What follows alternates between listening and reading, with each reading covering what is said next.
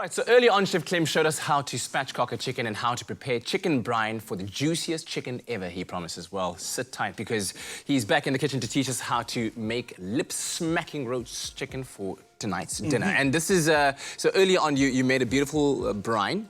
Yeah. And you let the chicken sit in there, but what you would do at home is let it sit in there for 6 hours, you said? 6 hours to 8 hours. 6 to 8 hours. It's a good time because you would put it into the brine, put it into the fridge, and then let it sit overnight, and then tomorrow morning take it out. Yeah, because the salt breaks up, like you said, the muscle fiber tissue and opens it up and allows it to just take in the moisture and seal it in there, right? Absolutely. Which is how you get the juicy So you'll notice that it's done its job because if you actually pick it up, you'll feel it's got some weight to it. Oh, wow. The chicken's definitely getting... And you can actually see it on the thighs and the drumsticks. They're a little bit more plumper than they were before because they've absorbed all of that lovely juice. And because we use the garlic, because we use thyme in there, we use the lemons in there as well, it's absorbed those flavors. So I use thyme, but you could use rosemary. Yeah. You could use bay leaves.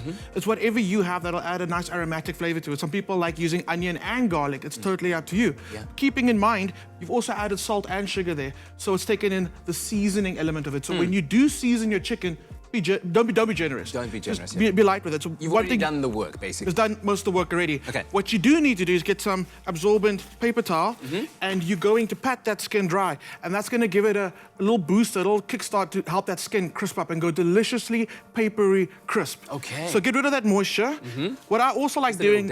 Just to give it a dab. What I also like doing is I like taking my chicken out of the brine and then leaving it uncovered in the fridge for about 2 hours. People don't know that the fridge is a dehydrator. So you'll notice the skin starts to shrink and starts going dry. Okay. And that's great, because then you really get that nice papery skin, which is exactly what you want. Okay, good. So we're only going to cook it, heat the skin side up. We're not going to turn it at all. So we want to add flavor to the flesh of the bottom. To do that, we're going to add some thyme to our roasting tray. I like lining it with baking paper. Yes? I'm not good at doing dishes. I'm being honest. Yeah, that's the best way to do it. And then afterwards, you just throw away the baking paper. And a light clean, and then you're good. So then some lemon goes on. So what's going to happen is, as that chicken's busy roasting, the heat that's coming from the lemon is going to cause it to steam. Boost those flavors up there. And it's going to permeate through that chicken, the lemon and thyme flavor. Again, swap out your thyme for a bit of rosemary, a little bay leaves, but I love the lemon. Whatever flavors you like to have. Whatever flavors you like to have. Yeah, exactly. But I feel like the lemon's good. The lemon's good. Keep the lemon there. So then we're going to take our chicken. Yeah. And it's going to go straight onto this tray. And then it goes into the oven. And because we spatchcocked it, half an hour is all you need. Half an hour is all you need. The skin, it's so amazing. While it's actually busy cooking, you look at it, you can see the fat bubbling under the skin. It's amazing. And allow it to do that. Yeah, it's so delicious. Wow, crispy skin. The meat is so tender. You can always tell by the chicken breast. Yes. When you slice into it, and you squeeze it, and that juice just runs out. Oh, and that's how you like it, because nobody likes a dry breast. No, absolutely. Coughing there. No, not at all. So unpleasant. No. So brine your chicken.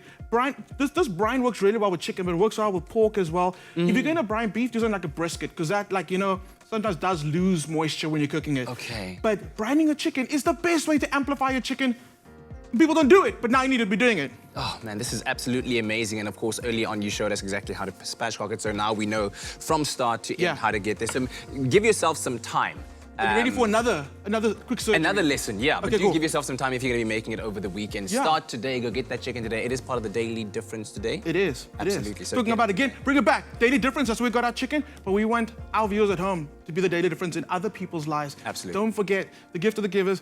Help us fill a bag. To scan that QR code, any donation. We heard about 10 Rand that can literally feed a person for 3 days. Yeah. Wow. Yeah. Okay, cool. Now, back to surgery. You ready? Okay. Ready. We're going to break it down into 8 essential cuts right now. Okay? Which is your 2 legs, 2 thighs, 2 wings, 2 breasts. Okay. So I've got a saying, and we'll always remember this. When you're breaking down a chicken or when you carve a chicken, leg, thigh, breast, the rest. Leg, thigh, breast, the rest. There we go, and then you're done. So the leg is connected to the thigh, so that part comes off first. So you'll see there's a piece of skin here that's connecting it. So gently take your knife and just kind of scrape through the skin.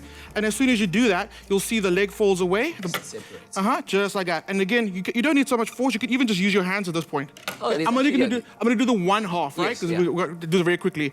You turn your chicken over. So what I'm feeling for is a knuckle, right? It feels like a knuckle. You put your finger on that bone. Am I there? And you pop. It's super easy, no force. And what you've done is you've popped out that thigh bone. Yes. So what I'm gonna do, remember that oyster? It's sitting right there. Yeah. So we don't want to get rid of that oyster. So take your knife, It's got flavor. moving around that oyster, cutting underneath it. We're going through the bone just like that, coming down. Leg and thigh, done. Okay? That looks as professional as I've ever seen it before. Woo, samurai skills. Okay, next, what we're gonna do is we're gonna go for that's the leg and the thigh. Next is the Breast. The breast. All we're gonna do is we're gonna feel down the center of the chicken. There's a bit of cartilage that's connecting the two breasts. For this Make part, sure your knife is nice and sharp as well. make sure your knife is nice and sharp. This part, take your time. All you're gonna do is just gonna feel down the chicken. Let that cartilage guide your knife. Yes. What you do is follow the knife. Follow that bone. Follow that bone. Take off that breast. Feel there. I can feel there's a bit of that. Oh, it's off. That was even easier than I thought. There we go. You can take your wing off if you like. Let's take that wing off right Some there. people like to just brine the wing on its own. Take a bit of the Just like breast off that. with the wing because the wing's quite small. There we go. So we got our thigh, we got our wings, we've got our leg and our thigh. Last one, very quickly. The rest. You can see there's a bit of skin connecting the leg to the thigh. Yes. That's your seam. Lovely. Go for that. Shoop. There's your thigh.